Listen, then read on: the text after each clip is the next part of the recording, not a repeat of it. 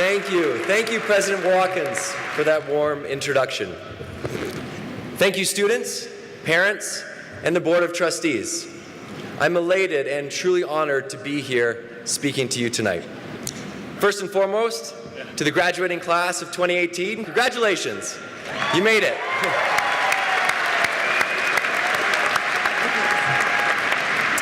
I feel privileged to be here tonight, and this experience has already taught me a lot. I've learned that I need to wear more robes. They're more comfortable than sweats. At this point in my life, I only know 5 things.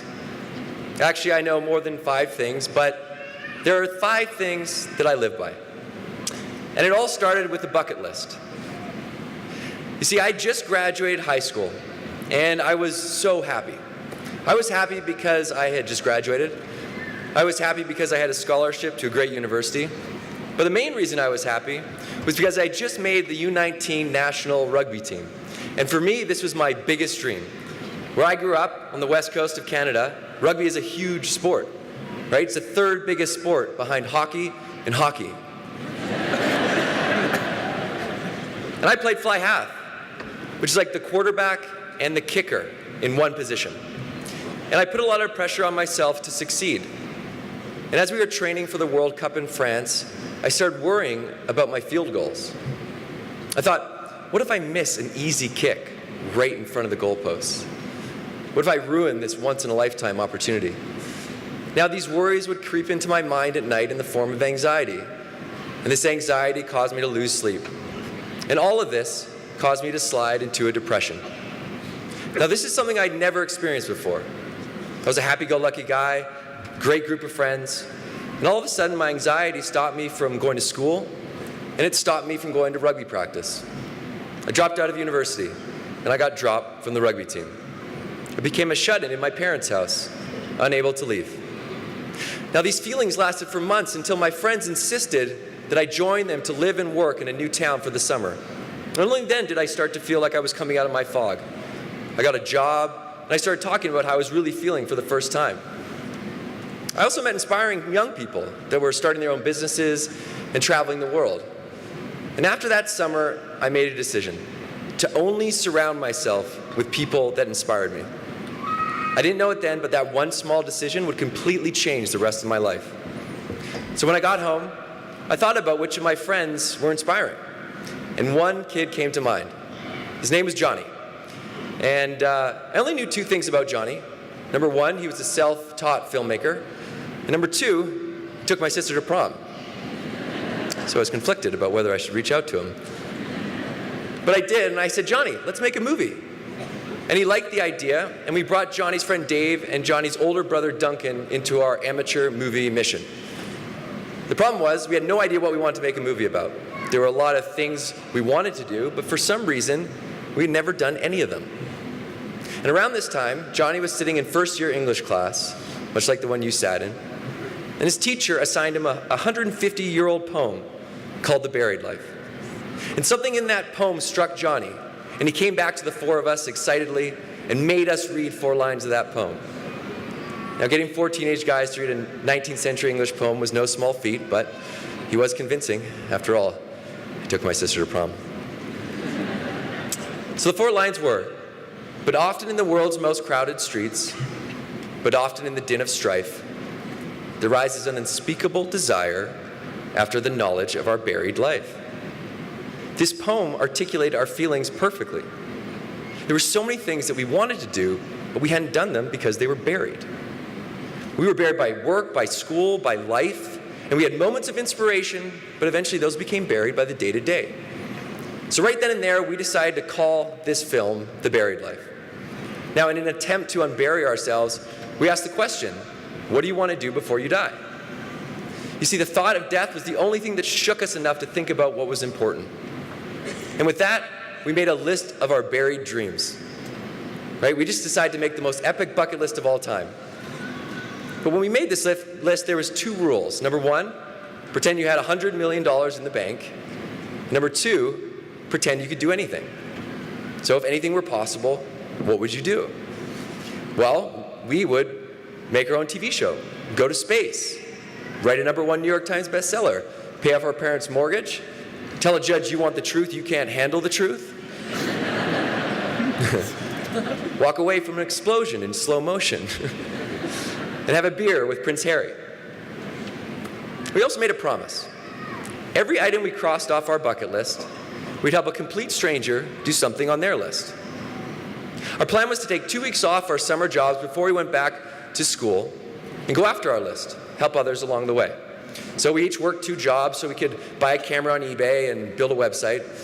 We had lofty goals of renting a brand new 30-foot RV, but we settled for a 1977 Dodge Coachman RV that we pulled out of a small swamp. I would actually cold call companies looking for sponsorship with a deep voice, pretending we owned a successful production company. And we were a little bit short. The last money that we needed, we threw a Titan Bright theme party. So, unfortunately, that is me on the left. The 4 of us ducked out of our summer jobs 2 weeks early so we could hit the road. I told my boss I needed 2 weeks off because I was going to a wedding, a long Indian wedding. I had 2 Indian weddings that I could not miss. Side note, the next day my boss saw me on the front page of the newspaper dressed as a knight, crossing off number 43, be a knight for a day. So I got fired. Also, did not get matched up with the best headline. But the wheels were in motion. We hit the road for 2 weeks in our dusty RV and nifty matching t-shirts on a mission to tackle our bucket list and help others. And then something unexpected happened. People started hearing about our list, and strangers would reach out and say, I saw number 9, write a bull on your list. Well, my friend owns a bull ranch, he can help you. Or I saw number 41, make a toast at a stranger's wedding. My friend's getting married, I'm the best man, I can get you in. And then people would send us their dreams, saying things like, my biggest dream is to fly a fighter jet. Or, I've always wanted Morgan Freeman to read me a bedtime story. Can you help me? You see, the mission took on a life of its own, and the momentum didn't stop. To date, that 2-week road trip has lasted over 10 years. And the list items that I was convinced were impossible have somehow been checked off. List items like number 95, play basketball with President Obama at the White House.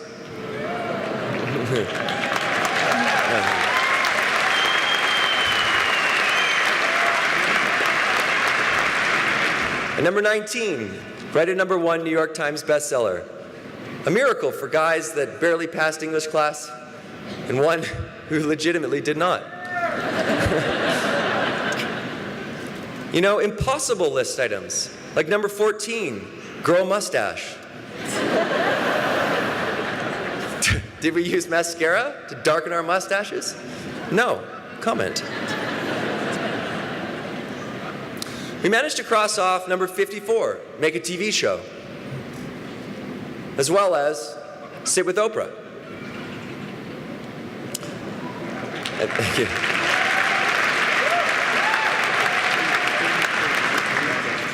And we even crossed off have a beer with Prince Harry.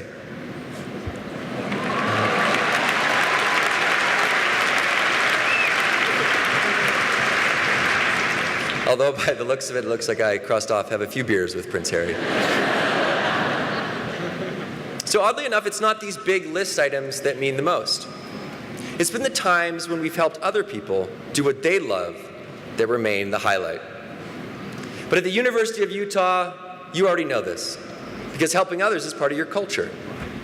I heard about one student who's turning plastic bags into sleeping mats for the homeless who sleep outside during the winter.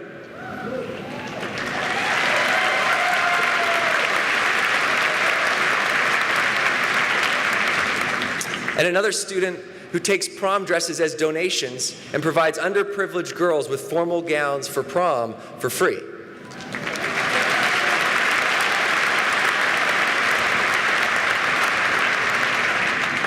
I heard countless stories like this, so when I visited Salt Lake a few weeks ago, I thought I would try and help someone cross something off their bucket list. Take a look. Okay. Are we ready? Okay. Yeah. Good luck, everyone. Ready to rock and roll. Game time.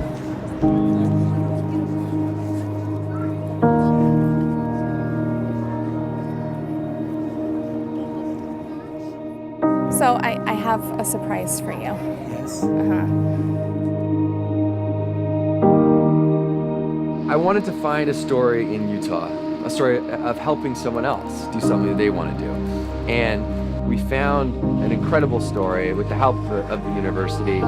And it's proof that sometimes it doesn't take much to make a huge impact. This is our house.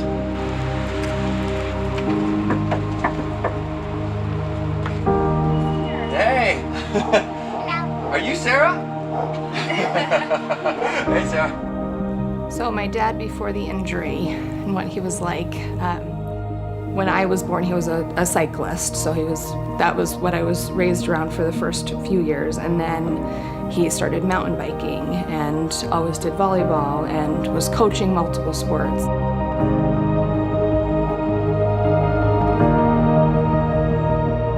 The day that it happened, and I was on the phone with Linda, she was just so worried. Like, what are we gonna do? What's gonna happen to him? And I remember sitting in my car with my husband, and I just said to her, if anybody can do this, Dad can.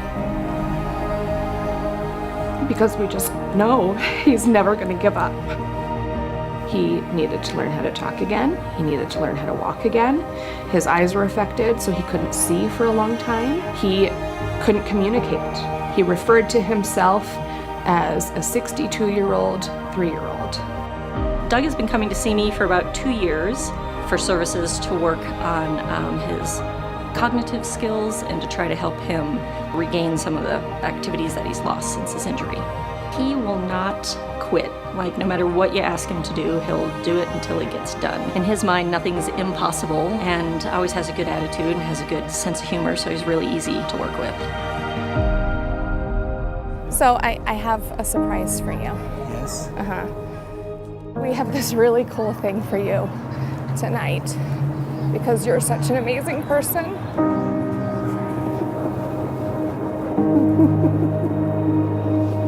I love you so much, Daddy. Hey, how you doing? Hello. I'm Ben. Hi, Ben. Nice to meet you. Nice to meet you. We know how much you love basketball. Oh, Yes. Yes. you're good. You're great. You're doing great. Do you want a hug? Yes. Okay, come here. There we go. There he is.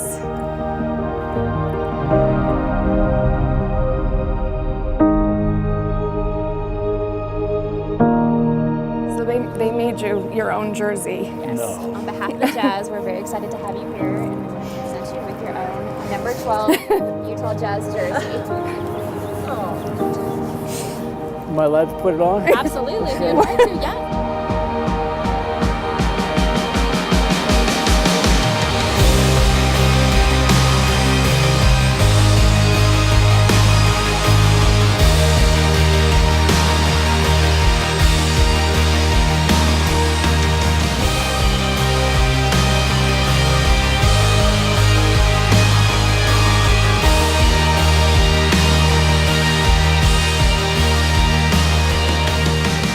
For him to be able to reach out to more people and through his injury guide others, whether it be hope or guidance or motivation, maybe that provides someone with like, oh wow, if he can do that, I can do anything.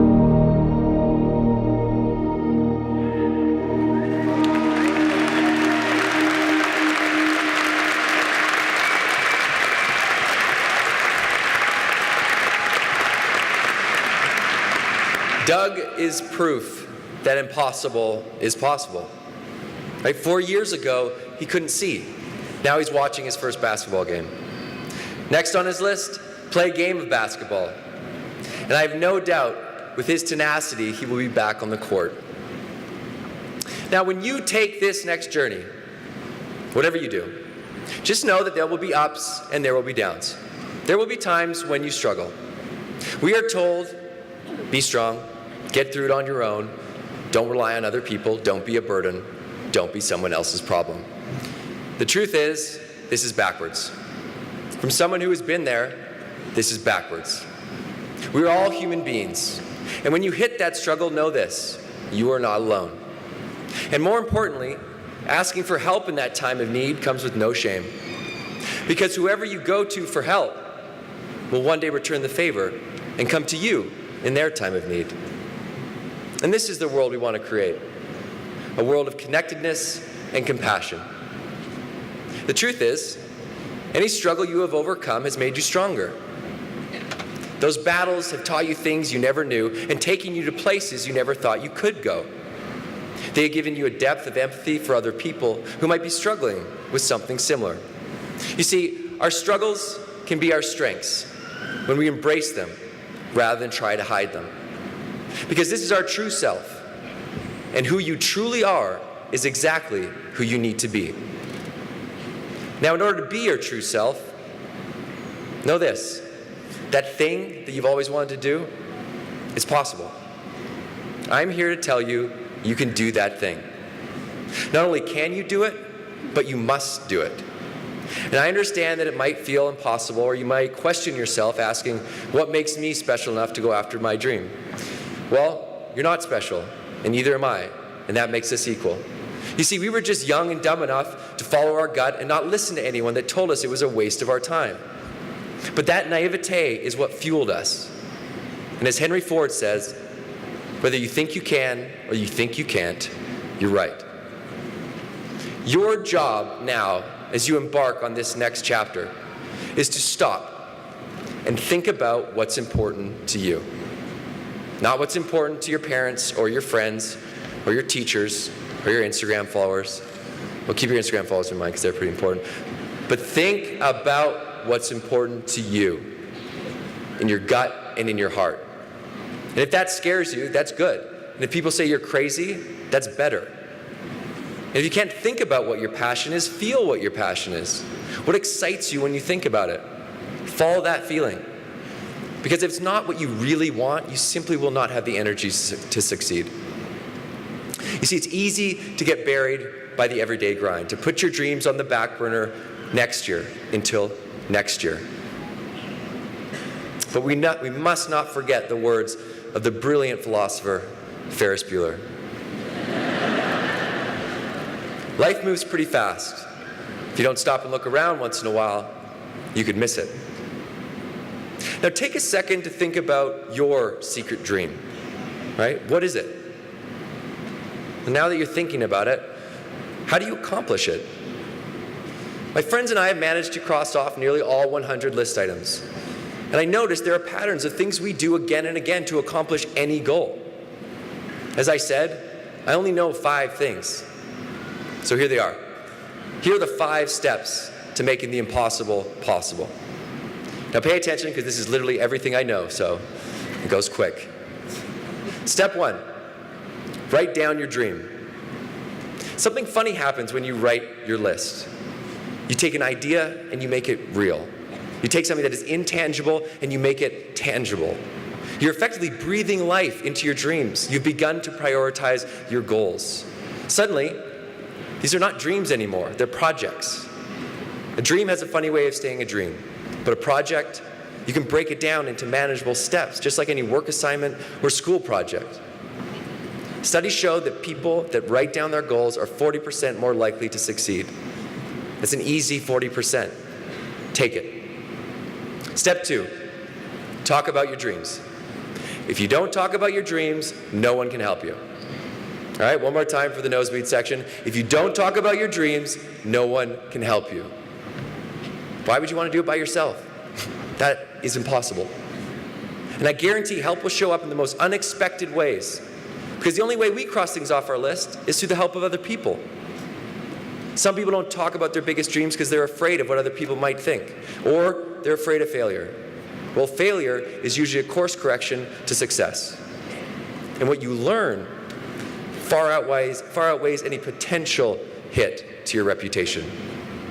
Step 3, persist. People trick themselves into thinking that external forces are the reason that they fail. The simple truth, you fail because you stop trying. Increase your odds of success with persistence. God knows that's how Johnny got my sister to prom. Success depends on consistency of effort as much as it does of quality of work. You can produce great work and not have it recognized. Trying again and again makes all the difference. Step 4, take moonshots. Tim Ferriss says it well. 99% of the world does not believe they can do great things, so they shoot for mediocre goals. They shoot for realistic goals, right? So the level of competition is highest for realistic goals. Therefore, if you shoot for unrealistic goals, there's less competition. You have a higher chance of getting it done.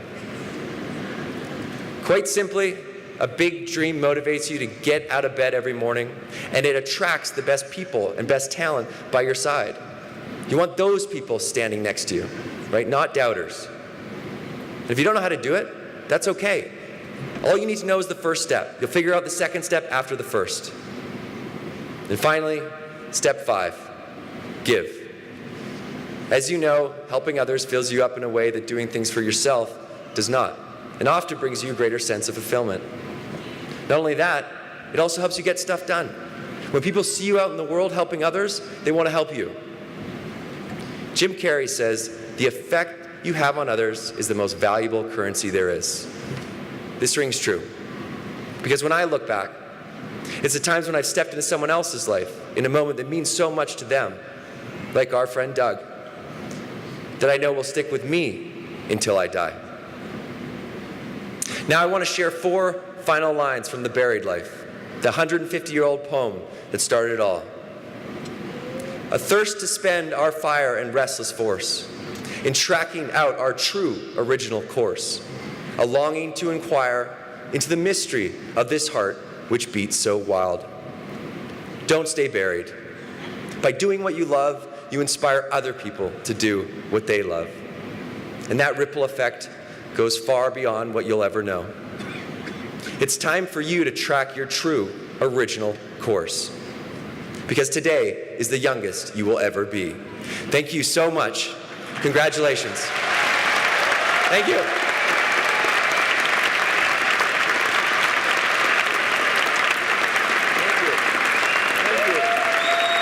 Thank you guys so much. Congratulations.